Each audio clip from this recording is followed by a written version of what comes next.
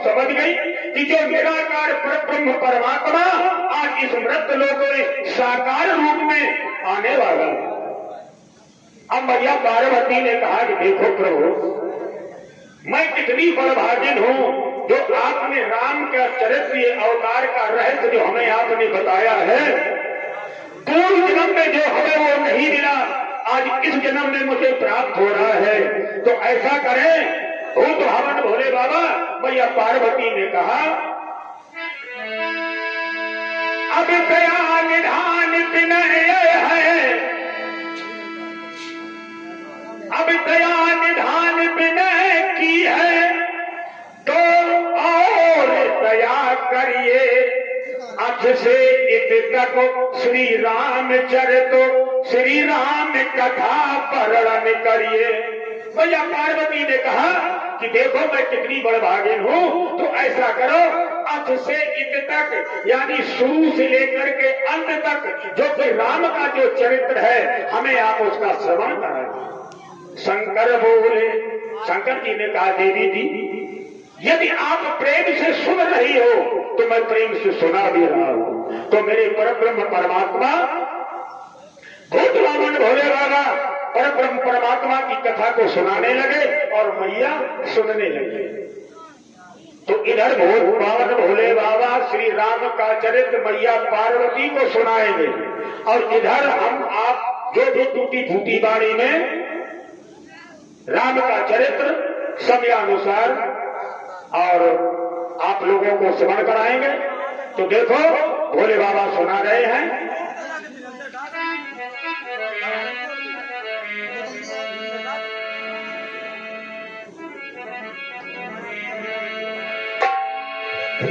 कौशलेश मिथिलेश्वरी सिद्ध करेंगे काम, पारी परण के प्रथमो बोल सिया पर राम रामचंद्र की जय।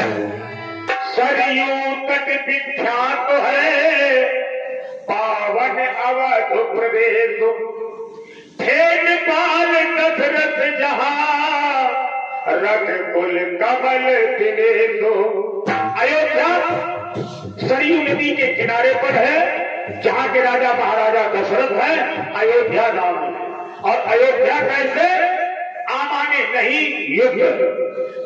जिस घर में जिस गांव में युद्ध ना हो वो घर अयोध्या है। जिस घर में युद्ध ना हो, कलह ना हो, लड़ाई ना हो, तो वो घर तो अयोध्या है। और जिस घर में लड़ाई हो, कलह हो, वो घर अयोध्या अयोध्या ना हो घर वो घर लंका है। तो मेरे परम परमात्मा की कथा अब देखो भूत भवन भोले बाबा बता रहे हैं। और दशरथ कौन है? दशरथ ये 10 इंद्रियां हैं। 10 इंद्री ये क्या है? ये है घोड़े। 10 इंद्री रूपी घोड़ों को यानी कोई भी इंद्री चलायमान ना हो, 10 इंद्री रूपी घोड़ों को जो अपने बस में करता है तो उसका रथ सीधा चलता है, अर्थात वही तो दशरथ। ऐसे महाराजा दशरथ थे। तो कहा देखो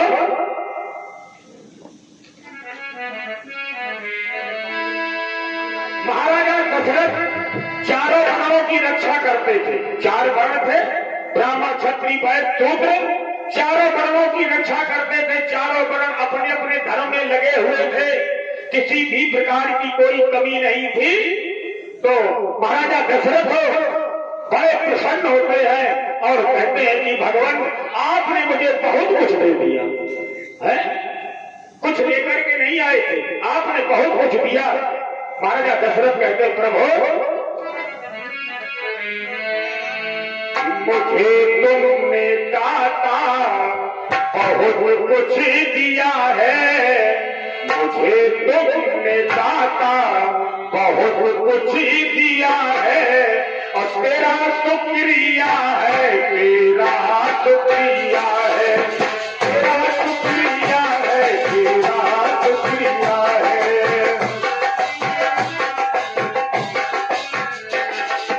मुझे तुमने दाता बहुत कुछ दिया है, मुझे तुमने दाता बहुत कुछ दिया है, तेरा शुक्रिया है, तेरा शुक्रिया है।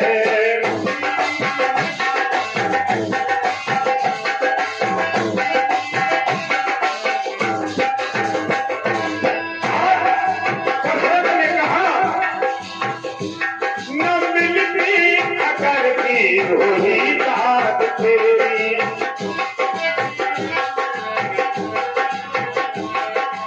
मिलती अगरती होली बात तेरी, तो क्या थी जमाने में औकात तेरी,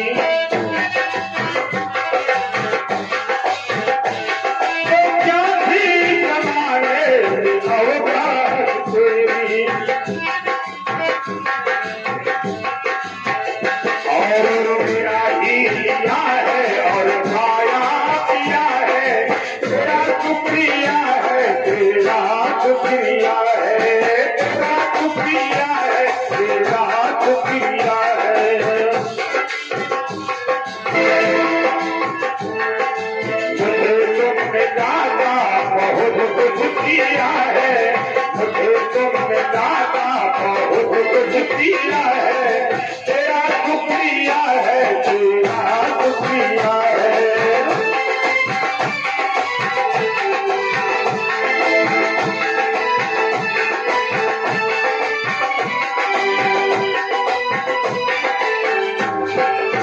और मुझे है सहारा तेरी बंदगी का, मुझे है सहारा तेरी बंदगी का, जिस पर उजाला मेरी जिंदगी का। और मिला मुझको जो मिला मुझको जिंदगी से मिला है, तेरा शुक्रिया है, तेरा शुक्रिया है।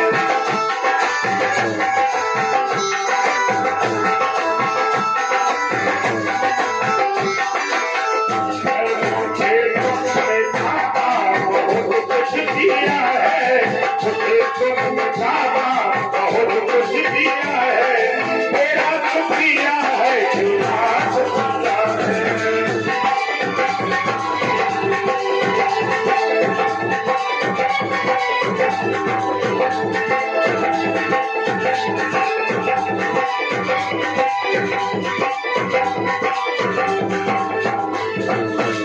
भगवान ने कहा, भगवान आपने मुझे सब कुछ दिया है, लेकिन एक चीज की कमी थी।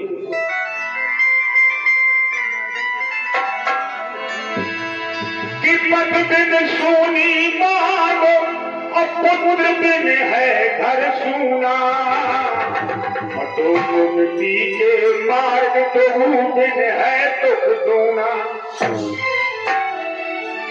पत्नी के लिए पद का होना आवश्यक है, और पद पत्नी यदि दोनों है तो संतान का होना आवश्यक है। सब था राजा के पुत्र न था, और तब तक भी कोई लिया न था, विधना ने बेटा दिया न था, घर तो था घर का दिया न था, संतान नहीं थी। और कहा है संसार में नहीं संतान होता, इनके संतान नहीं है। संसार में नहीं संतान होता, संसार अधूरा लगता है संसारों में।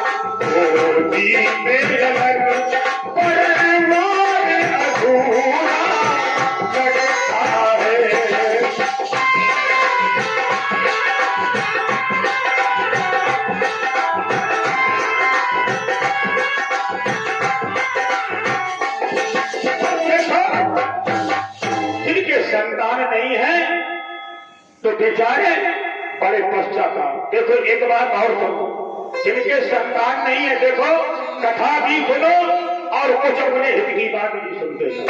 जिनके संतान नहीं है गारंटी के साथ हम कहते न मानो तो प्रमाण कर लो, प्रत्यक्ष देख लो। आपने देखा होगा बहुत से लोग दुर्गा सप्तमी का पाठ तो कराते ही हैं, अभी कुछ लोग करवाते हैं, और लेकिन सप्तचंडी यानी दुर्गा जी के 100 पाठ आप करवाए संतान प्राप्त होगी, पहला। दूसरा, हरवंश पुराण की आप कथा सुने संतान प्राप्त होगी। और तीसरी, आप शिव आराधन भोले बाबा को आप प्रसन्न करें, भजन पूजन करें, आपको संतान प्राप्त होगी। 3 उपाय हमारे पुराणों में बताए हैं। मेरे धर्म के प्यारे भक्तों, अब देखो जब दशरथ में कोई संतान नहीं है तो बड़े व्याकुल हो गए। अब क्या किया जाए? तो महाराजा दशरथ अपने गुरु वशिष्ठ के पास गए और 3 आवाज में कहा कि भगवान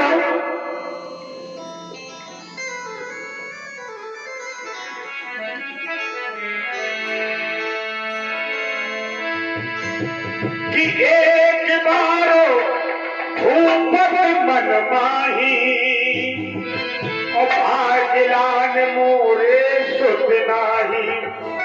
दशरथ के संतान नहीं, इनके खिलाफ पैदा हो।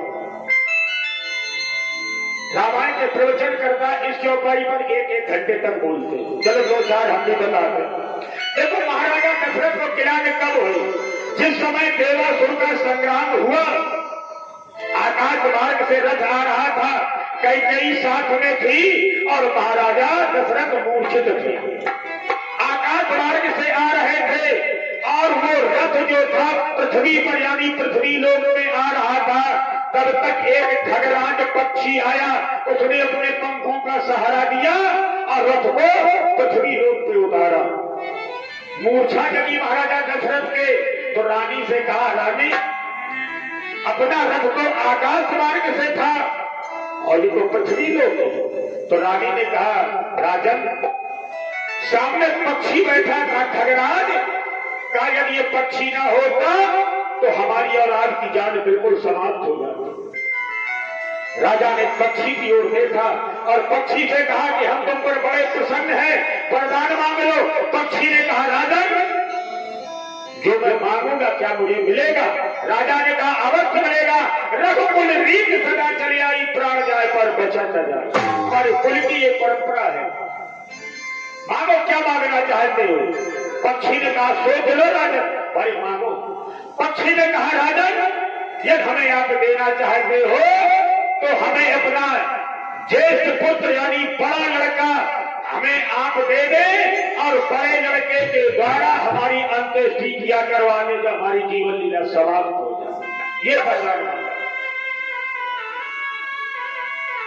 महाराजा दशरथ के नेत्रों में आंसू आ गए और विचार करने लगे कि एक खगराज पक्षी तुमने क्या माना? मेरे तो कोई संतान है नहीं, यदि मेरी आज कोई संतान होती तो मैं सहर्ष देना स्वीकार कर लेता। लेकिन एक बात अवश्य तुम्हें खगराज, यदि मेरे भविष्य में कभी कोई संतान यदि हुई तो मैं अपना बड़ा पुत्र तुमको समर्पित कर दूंगा। तो उसी समय महाराजा दशरथ को खिलाफ पैदा हुई, एक बार भूपत मन माही और भाग्यलान मोरे सुत नाही। यदि मेरी आज संतान होती तो मैं सहज खगराज पक्षी को देना स्वीकार कर देता। और ये पक्षी कौन था? ये जटायु पक्षी था।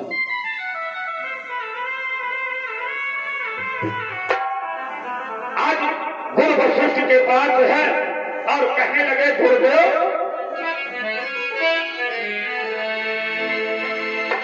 कि बोले कर चुका विवाह तीनों, बोले कर चुका विवाह तीनों, फिर भी फल उसका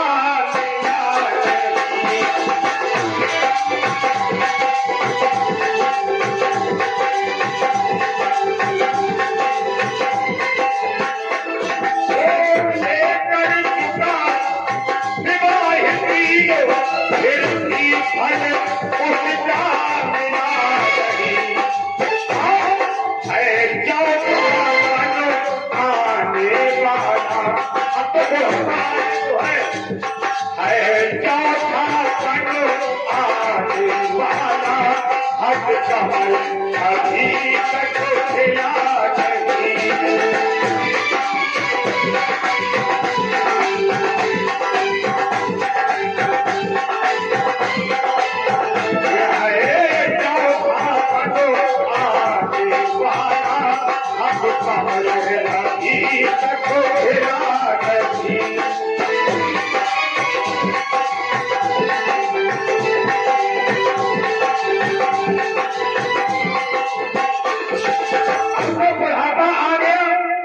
संतान नहीं हुई, 3 शादियां कर चुका हो, तो कम से कम ऐसा करो कि एक पुत्र हो जाए तो कम से कम नाम तो चले।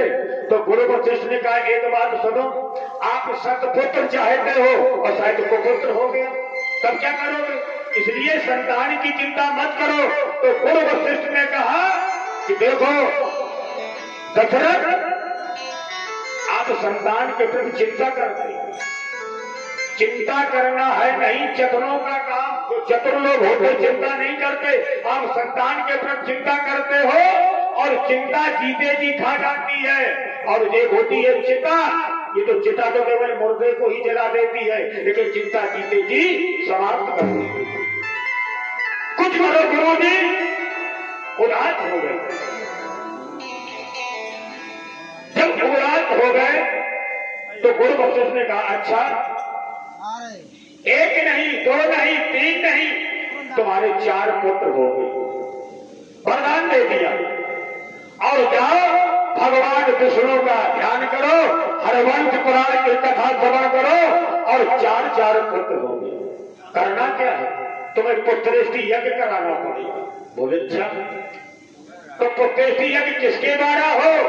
बोले तो आपको हमारे आचार्य आप पुत्रेष्टि यज्ञ कर दें, संतान प्राप्त हो जाए। बोले कदाप नहीं, श्रृंगी ऋषि है, श्रृंगी ऋषि तुम्हारे मान भी लगते हैं और अच्छे योग्य हैं, और उनके द्वारा यदि ये यज्ञ किया जाए तो आपको फल अवश्य मिलेगा। ब्रह्मांडक ऋषि के श्रृंगी ऋषि पुत्र थे और इनका श्रृंगी ऋषि का लालन पालन जंगल में हुआ था। इनको पता नहीं है कि संसार है क्या। जिसका जंगल में ही जन्म हुआ हो उसे क्या पता। देखो एक बार अंग देश में अकाल पड़ गया। अंग देश के राजा थे रोमपाद। तो राजा का ये धर्म बनता है कि प्रजा को सुखी रखे। अब जब अकाल पड़ गया तो क्या करें? तो मंत्रियों ने राजा से कहा कि देखो महाराज, जंगल में एक श्रृंगी ऋषि रहते हैं, यदि उनका अपने देश में पदार्पण हो जाए, चरण पड़ जाए तो पानी बरसने लगेगा। तो राजा ने आदेश दे दिया कि जाओ बुला लाओ। तो मंत्रियों ने कहा महाराज एक बात तो सुनो कि ये संत महात्मा है, राजहट, बालहट, क्रियाहट, संत हट, ये चारों कठिन बड़ी कठिन होती है, ऐसे नहीं आएंगे। बोले फिर? तो रामपाल राजा ने 4 वैश्याओं को भेज दिया और वो वैश्याएं अपने हाथ से कुछ लड्डू बना करके ले गई, मोदक। तो श्रृंगी ऋषि अपने जंगल में आसन पे बैठे थे, नेत्र बंद किए और 4 वैश्याएं गई कि जहां पर श्रृंगी ऋषि बैठे थे आगे पीछे उछल कूद करने लगी। श्रृंगी ऋषि ने नेत्र खोले तो जैसे वैश्याओं को देखना तो श्रृंगी ने हाथ जोड़ करके प्रणाम किया। या देवी सर्वभूतेषु मातृरूपेण संस्थिता। अरे माता का स्वरूप है तो मैं प्रणाम करता हूं। कहिए बेटी इतनी रात के समय में सायंकाल की बेला थी, कहां आ गई? बोले तुम्हारी दर्शन के लिए। दर्शन कर लिए? बोले हाँ। बोले हम जाते हैं। और जो लड्डू बना करके जो मोदक ले गई थी वो वैश्यायनों श्रृंगी ऋषि को दे दिया। अब वहां से चलने लगी। कितनी क्रिया केवल की और पुनः वापस अंग देश में आ गई। अब उन लड्डू का पान किया श्रृंगी ऋषि ने। तो हमारे बुजुर्गों की कहावत है कि जैसा खाओ अन्न और वैसा बने मन, और जैसा पियो पानी और वैसी बने वाणी। अब उन्होंने क्योंकि खाया था वैश्यायों के हाथ का भोजन, तो श्रृंगी ऋषि को अब वैश्यायों की याद सताने लगी।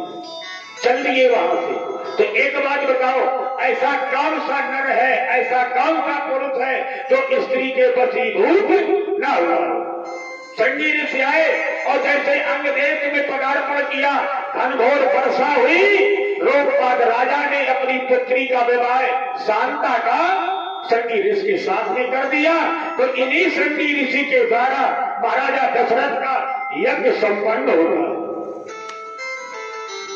संपन्न हुआ। जब पूर्ण आहुति का दिन आया तो अग्निदेव स्वयं प्रकट होते हैं और एक खीर का पायस यानी खीर का प्रसाद महाराजा दशरथ को देते। महाराजा दशरथ उस प्रसाद को लेकर के और महलों में पहुंचे। और जैसे महलों में पहुंचे तो इनके कौशल्या, कैकेयी, सुमित्रा तीन रानियां थी। वैसे हमारे पुराणों में तो ये प्रमाण मिलता है कि महाराजा दशरथ के 360 रानियां थी। और रानियां थी कैसे कि इनके कोई संतान होती नहीं थी तो ये कन्याओं को मांग लाती थी। संतान किसी से नहीं हुई, कैकेयी को भी लाए। धर्मपत्नी तो केवल एक ही थी, वो थी कौशल्या। अब जैसे महाराजा दशरथ खीर का प्रसाद लेकर के महलों में पहुंचे, अब बंटवारा किया। देखो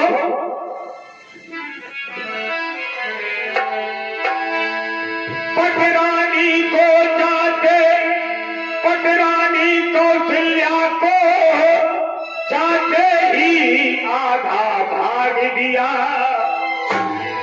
और उसका आधा कैकेयी को, और फिर वही सहित अनुराग दिया। महाराजा दशरथ ने प्रसाद का बंटवारा किया तो आधा भाग दे दिया कौशल्या को। अब बचा आधा, आधे से फिर दो भाग किए यानी हो गया चौथाई। तो एक दे दिया कैकेयी को, एक दे दिया सुमित्रा को।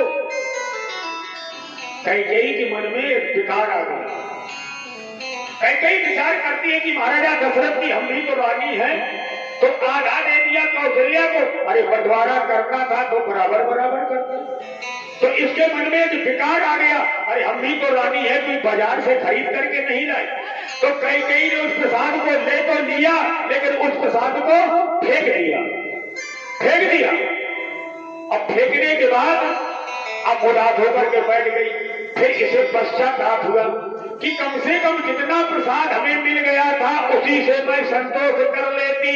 अब तो मेरे पास कुछ नहीं रहा। तो ये रोने लगी। और जब रोने लगी तो कौशल्या ने विचार किया, अरे मेरी छोटी बहन है। तो कौशल्या ने अपने भाग से फिर आधा भाग किया तो कैकेयी को देने लगी। तो कौशल्या के अंदर फिर एक विकार आ गया। क्या विकार आया कि यदि मैं अपने भाग से कैकेयी को देती हूं तो सुमित्रा बुरा मानेगी। सुमित्रा बुरा मानेगी। सुमित्रा यह विचार करेगी कि भाई राजा ने बंटवारा कर दिया और इसने दिया फेंक, तो ये जाने इसका काम जाना। तो अब कौशल्या ने क्या किया कि उस भाग से भी दो भाग कर दिए जो कैकेयी को दे रही थी। तो एक भाग दे दिया कैकेयी को और एक दे दिया सुमित्रा को। तो सुमित्रा पर दो भाग पहुंच गए और कैकेयी पर एक भाग पहुंच गया। और जो कैकेयी ने जो भाग राजा दशरथ के द्वारा जो प्राप्त हुआ था, तो कैकेयी ने जो प्रसाद फेंका था, तो वहां से भोले बाबा यानी शंकर की प्रेरणा से एक पक्षी आया और उस प्रसाद को ग्रहण करके और घनघोर जंगल में अंजनी मैया ओम नमः शिवाय का जाप कर रही थी। उस पक्षी के द्वारा अंजनी मां के गोद में वो प्रसाद को डाला। अंजनी मां ने नेत्रों को खोला, अच्छा प्रसाद था। अंजनी मां उस प्रसाद को ग्रहण कर गई और समय आने पर अंजनी मां के द्वारा हनुमंत लाल का जन्म हुआ। अब देखो बंटवारा हो गया और मेरे परम के प्यारे भक्तों,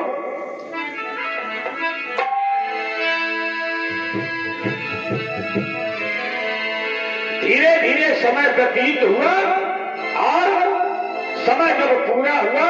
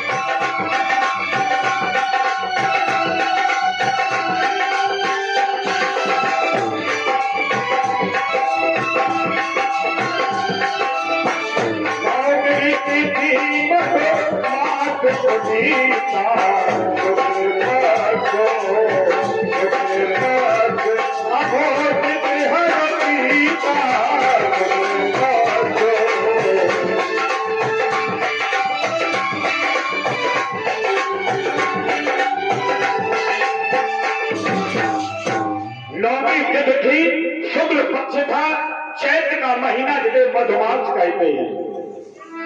परब्रह्म परमात्मा प्रकट हुए। देखो गिनती के अंग केवल होते 9, पहले 8 आएगा फिर 9 आएगा। 8 का जो अंग है ये है माया और 9 का अंग है पूर्ण ब्रह्म है। 9 का पढ़ा आप पढ़ो, योग फल 9 का 9 ही रहेगा और 8 का पढ़ा करो तो जो कभी घटेगा कभी बढ़ेगा।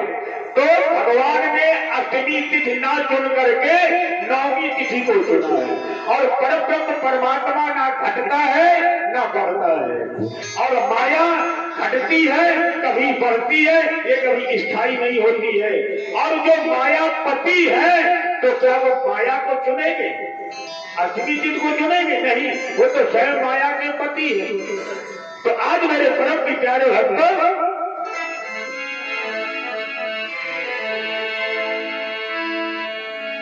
भय प्रकट कृपाला दीन दयाला कौशल्या हितकारी हर्षित महातारी मुन मनहारी अद्भुत रूप हो बिचारे। परब्रह्म परमात्मा प्रकट हुआ अद्भुत रूप में। कैसा अद्भुत रूप था? लोचन अभरामा तन घन श्यामा और निज आयुध भुजचारी। विशाल का शरीर था, श्याम वर्ण था, 4 भुजाएं थी और जैसी देखा कौशल्या ने तो कहे तो कर जोरी असुत तोरी और विधि करमो अनंता। कौशल्या ने हाथ जोड़ करके भगवान से प्रार्थना की कि प्रभु आ गए। भगवान ने कहा आपने बुलाया और हम चले आए। आपने बुलाया हम चले आए। तो कौशल्या ने कहा प्रभु आप चले आए तो बात ठीक है, लेकिन ऐसे? बोले कैसे? इस भेद में? भगवान ने कहा हमारा यही तो भेद है, दूसरा कोई है नहीं। बोले तो संसार वाले क्या कहेंगे कि कौशल्या के जो पुत्र हुआ है तो विशाल का शरीर है, काला रंग है, श्याम वर्ण है। अब तो क्या करें? तो मैया कौशल्या ने कहा कि देखो प्रभु आप यहाँ पर आए हो तो ऐसा करो कि जैसे सुलीला अत प्रिय शीला, कुछ सुशीला करो। भगवान ने कहा सुशीला क्या होती? कौशल्या ने कहा जब बच्चा पैदा होता है तो कहां कहां करके रोता है, तो आप रोना शुरू कर दो। भगवान ने कहा रोना? मैया ने कहा हाँ। भगवान ने कहा मैया मैं जीवन पर्यंत कभी रोया नहीं हूँ, जीवन पर्यंत मैं हंसा हूँ और रोना मुझे आता नहीं है। तो मैया ने कहा जब तुम्हें रोना नहीं आता है तो फिर तुम इस मृत लोक में तुम क्यों आए हो? इस मृत लोक में जो भी आया है उसे रोना पड़ा है, और तुम मृत लोक में आ गए और रोना तुम जानते नहीं हो तो तुम क्यों आए? यहाँ से वापस चले जाओ। और कौशल्या ने कहा कि माता पुन दो बोली सोवत डोली और सजौता यह रूपा और की जय सुशीला अत प्रिय पीला यह सुख परम अनुपा। इस रूप को त्याग दो। भगवान ने कहा भैया हमारा यही रूप है, बताओ आपके यहाँ ब्यूटी पार्लर भी नहीं है तो बना करके हम तुम्हारे यहाँ पे खड़े हो जाए। हमारा असली रूप तो यही है, चार बुझाए। रोना नहीं आता, बोले कराप नहीं तो वापस चले जाओ अपने धाम में। यहाँ इस मृत लोक में कोई जरूरत नहीं है, ये तो मृत लोक में आए हो तुम्हें रोना पड़ेगा। भगवान ने कहा मैया बड़ी हठीली है। तो अब देखो मैया के वचन सुन करके परब्रह्म परमात्मा रोने लगा। सुन वचन सुजाना रोलन ठाना होए बालक सुरभूपा यह चरित गावे हर पद पावे तेन पर भवकूपा। मैया के वचन को सुन करके परब्रह्म परमात्मा आज रोने लगा। विप्रोधेन सुर संत हितु,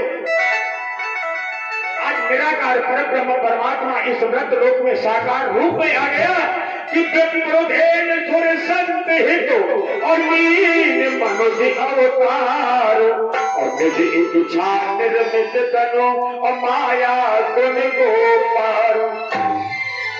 सबका हित करने के लिए आज जो है परब्रह्म परमात्मा इस मृत लोक में साकार रूप में प्रस्तुत हो गया। अब देखो अब जब यज्ञ हुआ तो जब भगवान की आकाशवाणी हुई तो देवताओं ने भी कहा कि भगवान हम आपकी सेवा में आएंगे बानर बनकर के। तो देवता बानर रूप में आए। कहा ब्रह्मा जी की जमुआई से जामवंत प्रकट हुए। हाँ देखो हमारे ये प्रधान जी है, 101 मुद्रिकाएं भगवान चरणों में समर्पित। हाँ सुरेश दिवाकर पूर्व दान हमेशा पर और 1-2 रुपए हमारे जो सहयोगी वादक लोग हैं उनको दिया है। हम उन्हें आशीर्वाद की कामना करते भगवान ने सुखी मंगल रखे। ब्रह्मा की जमुआई से जामवंत पैदा हुए और इंद्र से वाली, सूर्य से सुग्रीव, बृहस्पति से तारक नाम का बानर प्रकट हुआ। अश्विनी कुमारों से भयंकर और गोविंद नाम के विशाल का बानर उत्पन्न हुए। वरुण से सुखेन नाम का बानर प्रकट हुआ। पवन देव ने हनुमान जी को प्रकट किया और विश्वकर्मा ने नल को प्रकट किया। सभी लोग बानर रूप में आए और जंगल में विचरण करने लगे। कैकेयी के एक पुत्र प्रकट हुआ, सुमित्रा के 2 पुत्र उत्पन्न हुए और महाराजा दशरथ ने 4 कर्म संस्कार किया। बहुत सा सर्वस्व दान दीन सब काहू और जही पावा राखा दिल काहू। बहुत से दान लुटाए गए, बुढ़ापे में बच्चे पैदा हुए, बड़े प्रसन्न हैं।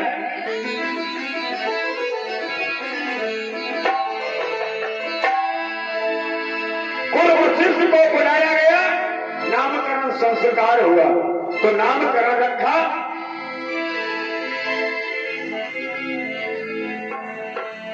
जो सुख धामो राम असे नामा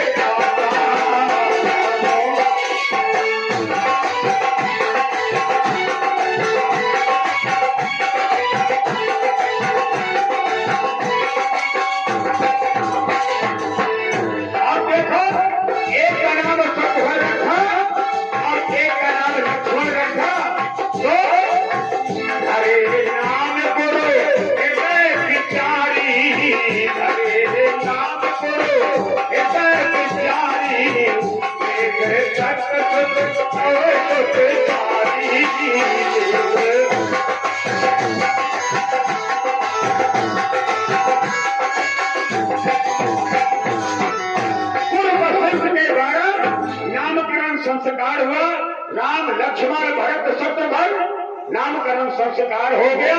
अब देखो सब लोग बड़े प्रसन्न हैं, अयोध्या में खुशी का वातावरण। प्रजाजन ये कहती है कि बुढ़ापे में हमारे राजा की संतान हो, एक नहीं चार चार। तो सखियां बड़ी प्रसन्न मंगल गीत भी गाती है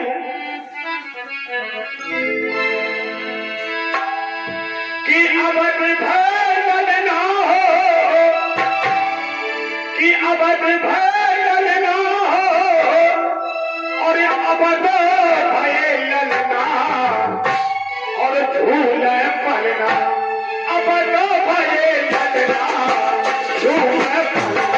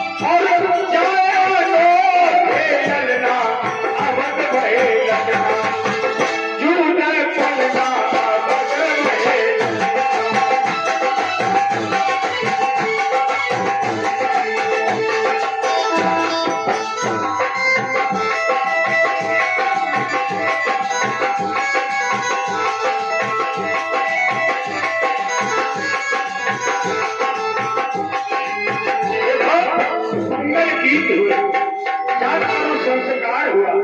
अब जब हर जगह ये चर्चा हो गई कि महाराजा दशरथ के एक नहीं चार चार पुत्र हो गए, तो अब सब लोग दर्शन के लिए आने लगे। अब दर्शन के लिए कौन आया? जटायु भी आया। क्यों? जटायु से महाराजा दशरथ ने कहा था कि यदि हमारे कोई संतान हो जाएगी तो हम आपको अवश्य दे देंगे। आज जटायु को जब पता चला तो जटायु आया। अवध में जैसे प्रवेश किया तो महाराजा दशरथ से जटायु ने कहा, राजा मुझे मेरा पुत्र चाहिए। महाराजा दशरथ प्रभु राम को लाए और जटायु की गोदी में डाल दिया। जटायु ने सहलाया, पुचकारा और महाराजा दशरथ ने कहा जटायु ने कि राजन, इस पुत्र को तो अभी मां के आंचल की जरूरत है, बड़ा हो जाएगा तब ले जाए।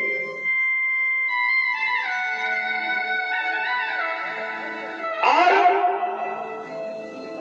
रावण को पता चला, रावण त्रिकालदर्शी था, रावण को पता हो गया कि हमारी मौत का सावन अयोध्या में आ गया है, तो हो ना हो वो समय ना आए सबसे पहले उसको समाप्त कर दिया।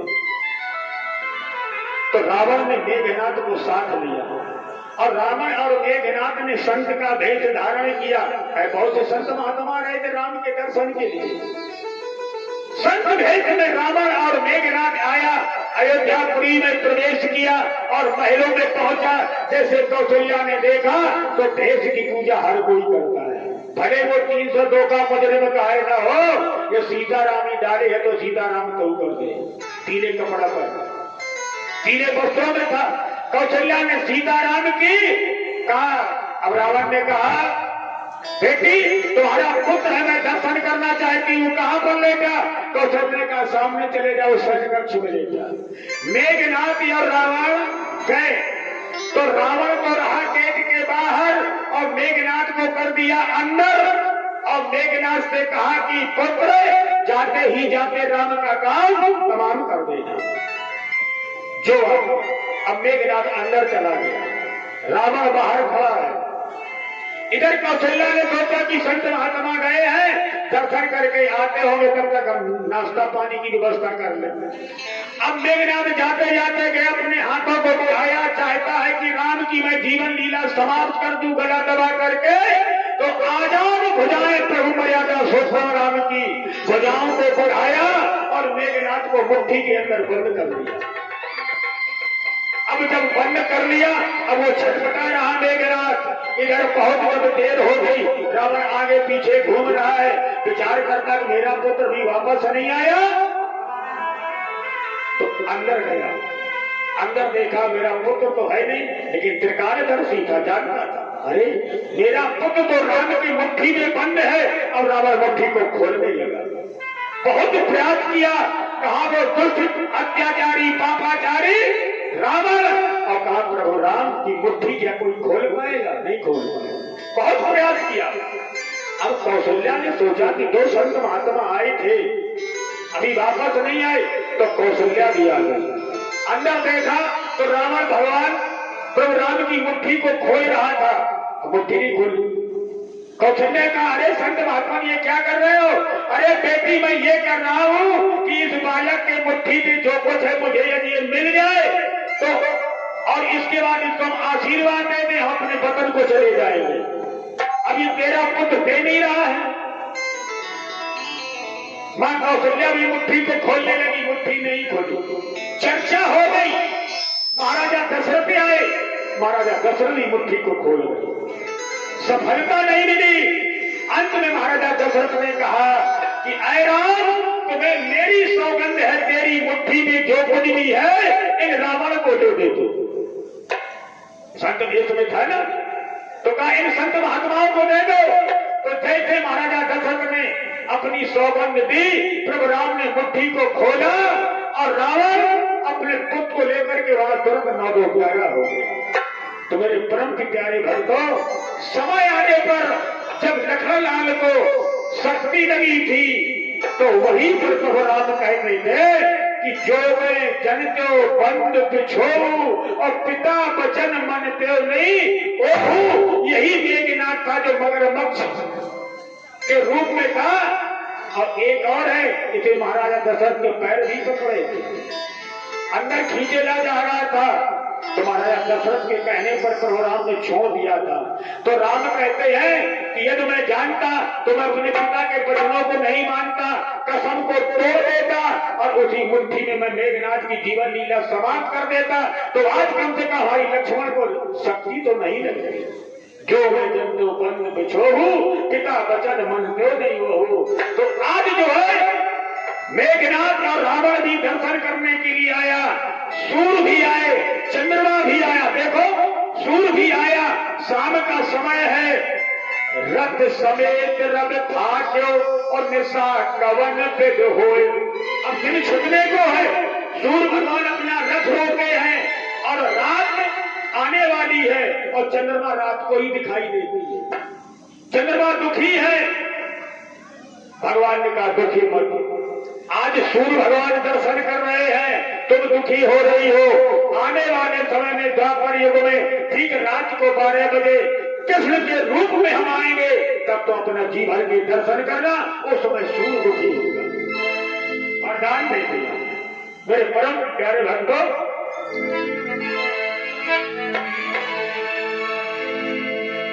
श्री राम जय राम जय जय राम, जय रघुनंदन जय सिया राम।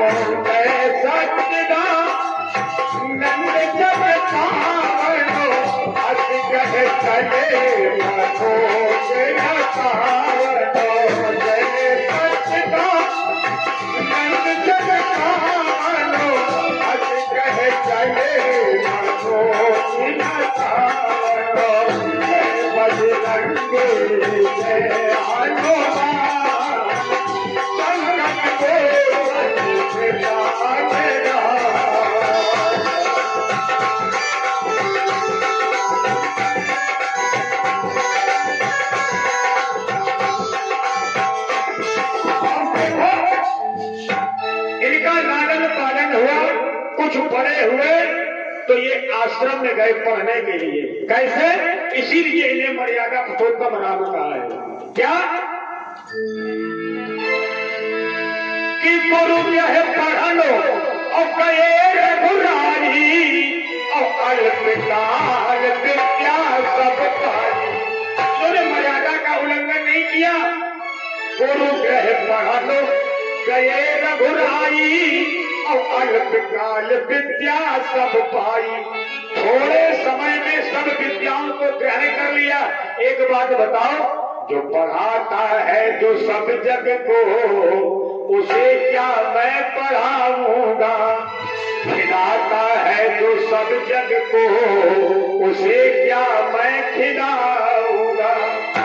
अरे वो तो स्वयं पढ़ाए थे, उन्हें क्या कोई पढ़ाने की जरूरत थी? लेकिन नहीं, इन्होंने मर्यादा का उल्लंघन नहीं किया।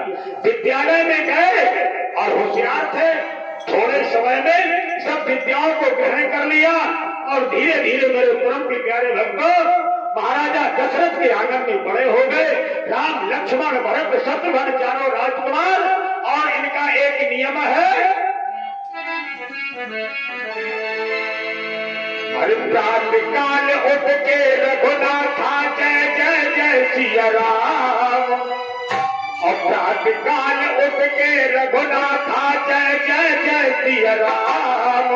मात पिता गुरु राम माता जय जय जय सिया राम।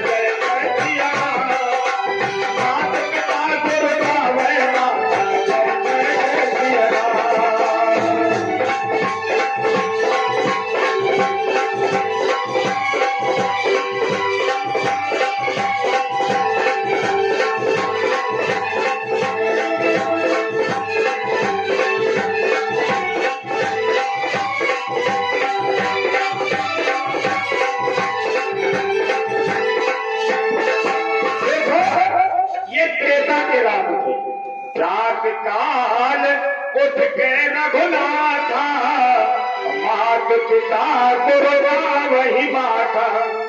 प्रातःकाल उठते हैं, माता पिता गुरुजनों को प्रणाम करते हैं।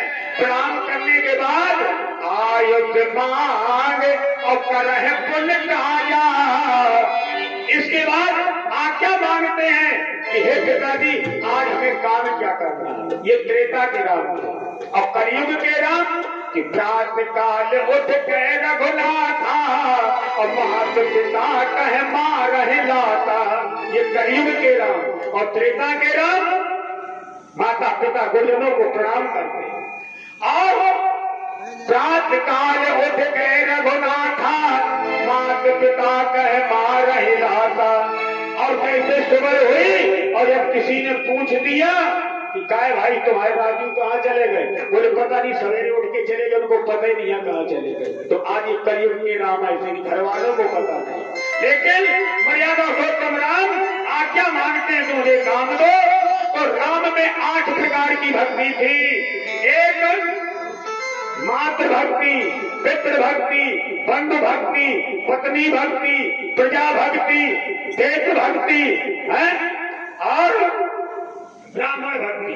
8 प्रकार की भक्ति थी। अब देखो धीरे धीरे बड़े हुए और जब बड़े हुए तो मेरे परम प्यारे भक्तों, एक दिन की बात है, इधर सच्चिदानंद ब्रह्म परमात्मा राम का पृथ्वी पर अवतरित होना और आगे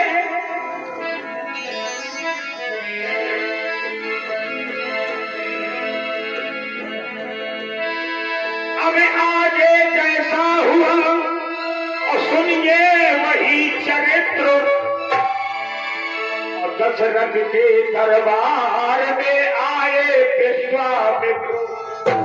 दशरथ के दरबार में विश्वामित्र का पदार्पण हुआ। और जैसे पदार्पण हुआ, कैसे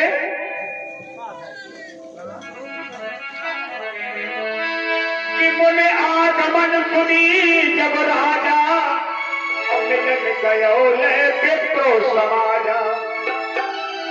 आसन दिया विश्वामित्र को, उपहार दिया। और महाराजा दशरथ ने पूछा कहिए मुनिवर कैसे पदार्पण हुआ। तो विश्वामित्र ने कहा कि देखो राजन, कि मैं यह जिस समय करता हो दुख मुझको देते हैं। अब पूजा सामग्री हमारे कुल सब नष्ट भक्त करे।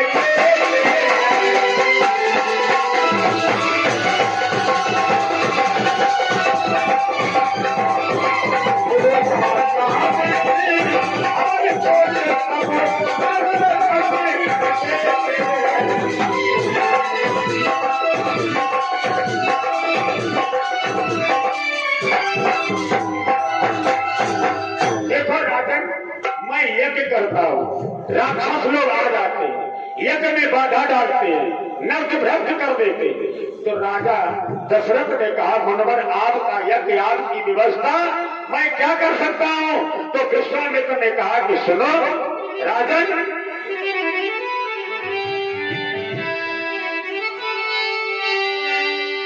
कि तुम अपने पुत्र राम लक्ष्मण साथ मुझे कुछ दिवसों, राम और लक्ष्मण को कुछ दिन के लिए हमें आप दे दें। और इससे है तुझको पुण्य सोयसो और कल्याण होती है।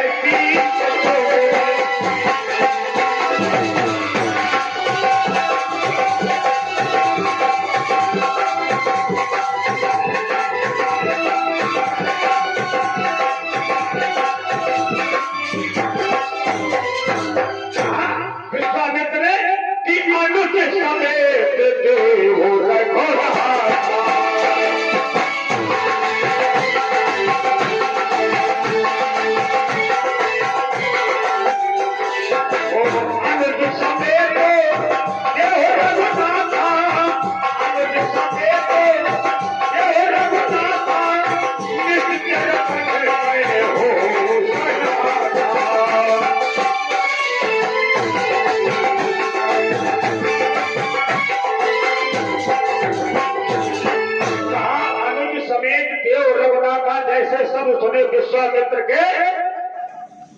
हाथ जोड़ करके महाराजा दशरथ खड़े हुए और कहा, मनुवर आपने ये क्या मांग दिया?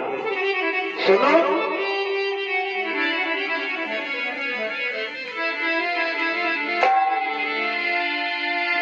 हे मुनवर दोनों पादप है, भोले भाले नादान मेरे, रण विद्या नहीं जानते हैं और लड़ने में अभी आसान है।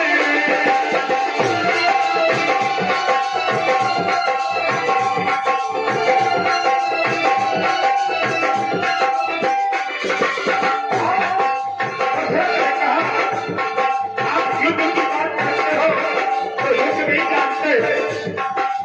और महाराज दशरथ ने कहा,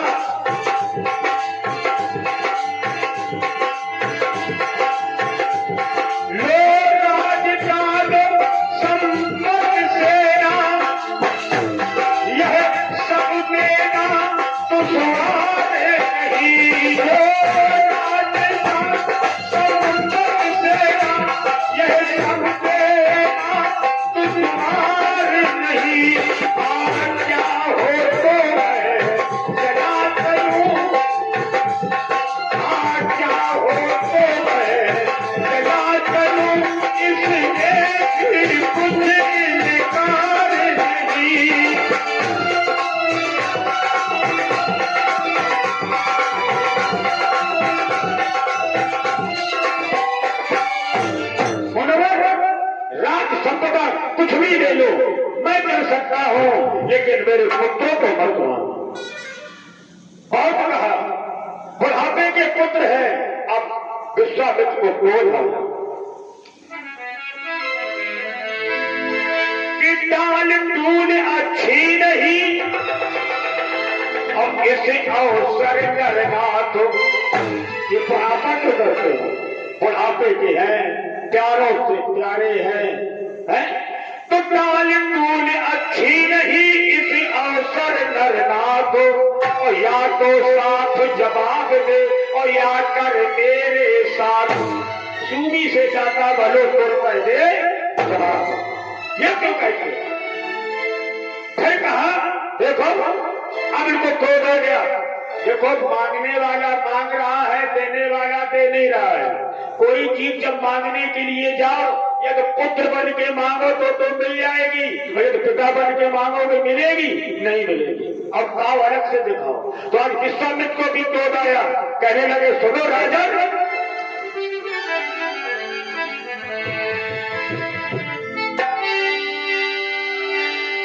यदि आज विष्णु से मैं कहता चल मेरे करुण छोड़ बहानो, यदि विष्णु से मैं याचना करता तो जरूर तेरी वो पूरी करते। यदि आज विष्णु से मैं कहता चल मेरे करुण छोड़ बहानो और शंकर से यदि विनती करना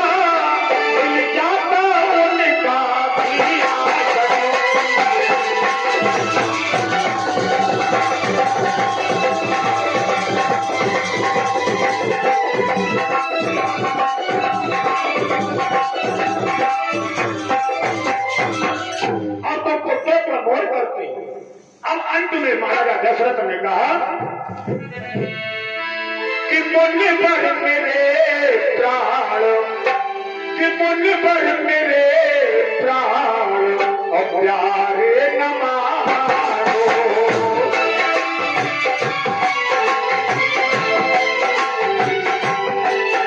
मुझ पर मेरे प्राण प्यारे न मानो,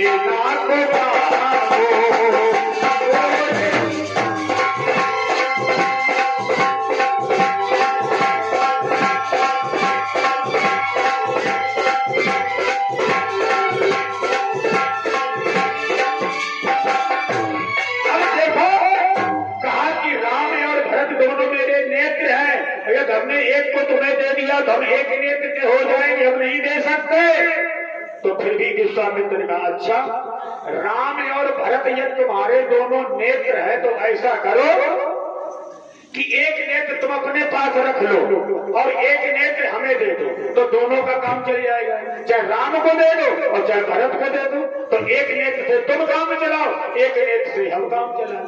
अब देखो फिर अनिल को, अब महाराजा दशरथ को फिर क्रोध आया। कहा सुनो कि विश्वामित्र महामुनि ज्ञानी अब फंस गए विभिन्न शुभ आश्रम जानी। विश्वामित्र जब अपने आश्रम में थे तो इनके पास कितनी डिग्री थी? विश्वामित्र महामुनि ज्ञानी पीएचडी की डिग्री थी। अब वहां से चले अयोध्या आए महाराजा दशरथ के दरबार में और याचना करने लगे, मांगने लगे। तो अब डिग्री कम हो गई कि मुझ आगमन सुनी जब राजा और मिलन गयो समाजा। तो विश्वामित्र खत्म हो गए, महा खत्म हो गए, केवल मुनि रह गए। तो मुनि आगमन सुनी जब राजा तो संत महात्माओं को साथ में लेकर के महाराजा दशरथ मुनि को अपने दरबार में लाए और विश्वामित्र अब मांगने लगे। क्या मांगने लगे? पुत्रों को मांगते। अब महाराजा दशरथ को भी क्रोध आ गया जब उन्होंने कहा एक नेत्र अपने पास रख लो, एक नेत्र हमें दे दो। तो विश्वामित्र को बात सुन करके महाराजा दशरथ कहने लगे का सुनो मुनवर कि सब सुख मोह और प्राण की नारी और राम देत नहीं मनत गुसाई। अब ना विश्वामित्र रहे, ना महा रहे, ना मुनि रहे, ना ज्ञानी रहे। अंत में महाराजा दशरथ ने विश्वामित्र को गुसाई तक कह दिया और मांगने वाला मांग रहा है। लेकिन मेरे परम के प्यारे भक्तों इधर तकरार हो रहा है। तब तक गुरु वशिष्ठ का आगमन हुआ तो गुरु वशिष्ठ ने महाराजा दशरथ को समझाया। तब वशिष्ठ बहुत समझावा और न संदेह काज कर पावा। गुरु वशिष्ठ ने कहा अरे राजन ये क्या कर रहे हैं? अरे ये योगी राज है, इनको दे दो, हंस दे दो, कल्याण हो जाएगा। मेरे परम की प्यारे भक्तों गुरु वशिष्ठ के वचनों को मान करके महाराजा दशरथ ने राम और लक्ष्मण को और विश्वामित्र के चरणों में समर्पित कर दिया। और महाराजा दशरथ ने कहा कि मनोहर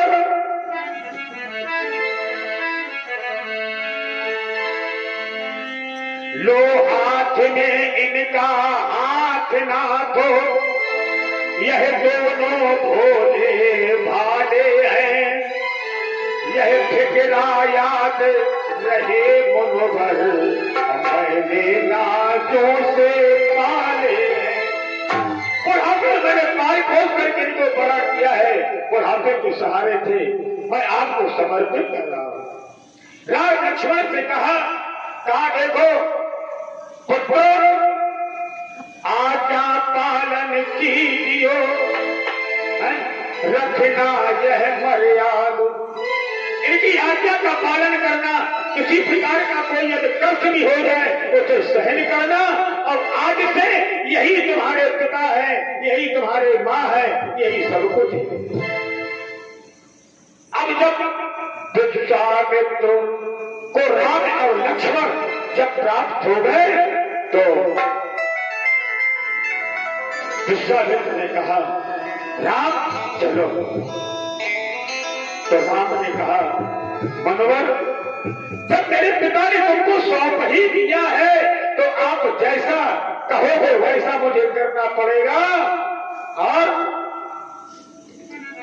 राम ने कहा मनोहर कि जहां ले चलोगे वहां मैं चलूंगा, जहां ले चलोगे वहां मैं चलूंगा।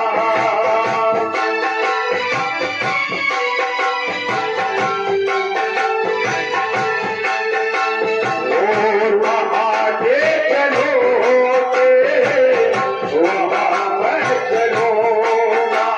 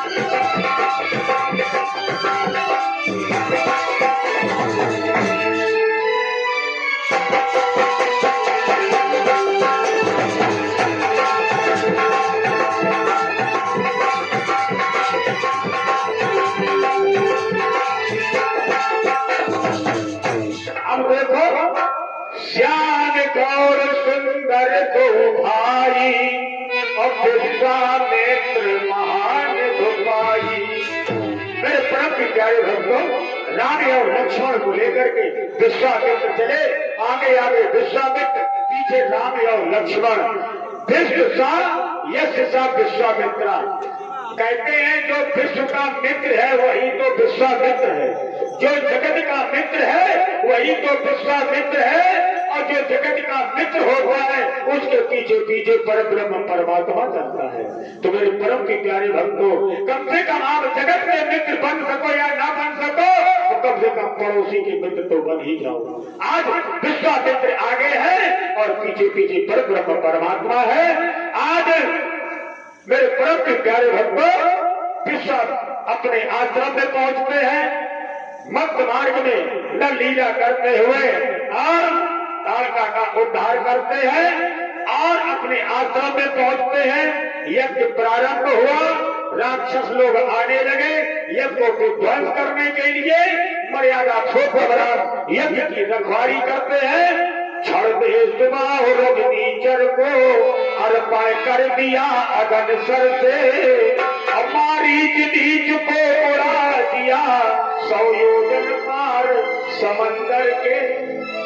देखो अपराधी दोनों थे तो सजा भी बराबर मिलनी चाहिए, लेकिन नहीं, मारीच को तो ऐसा एक बाण चलाया राम ने कि 100 योजन दूर जाकर के समुद्र के पार गिरा जाकर के। मारीच को समाप्त नहीं किया, स्वभाव को समाप्त कर दिया। क्यों? मर्यादा पुरुषोत्तम जानते हैं कि जो ये मारीच था ये मायावी था, और बिना माया के भगवान की लीला हो नहीं सकती। हम आप लोग माया में तो हो तभी तो आप नाचते हैं, नाचे नर मरकट की नाई, तो बिना माया के लीला हो नहीं सकती। और ये मारीच था मायावी, भगवान ने सोचा अभी मारीच की आगे हमें जरूरत पड़ेगी, और जब मारीच नहीं होगा तो रावण भी नहीं मरेगा, हमारी लीला भी आगे नहीं बढ़ेगी, तो इसकी तो अभी जरूरत है। तो मारीच को तो छोड़ दिया, स्वभाव को समाप्त कर दिया। मेरे परम के प्यारे भक्तों, इस प्रकार से विश्वामित्र का यज्ञ संपन्न होता है और कथा का यही से विराम होता है। देखो समयानुसार कथा का जब तक विस्तार किया जाए आनंद तभी आता है, लेकिन चलो आप इतने आते रहो, अपना उसी मन से सुनाते भी रहेंगे, आपको 2-4 हमारी देवियां भी आ जाएंगी। ठीक भाई, देवी और देवता दोनों तब अच्छा लगता है, लेकिन चलो आप बड़े थोड़ा श्रोता हो तो आओ 2 बार भगवत नाम संकीर्तन, इसके बाद आरती और प्रसाद। मेरे परम के प्यारे भक्तों,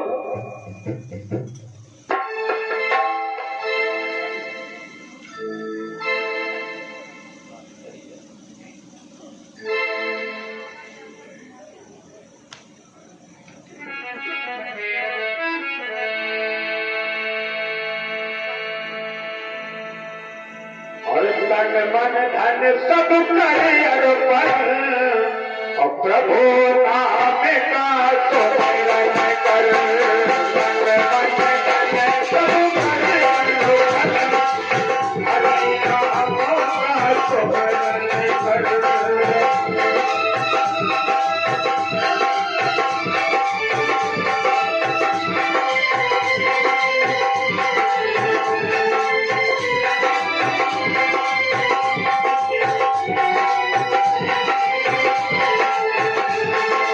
तन मन धन सब करे अर्पण, हरि नाम का सुमिरन कर।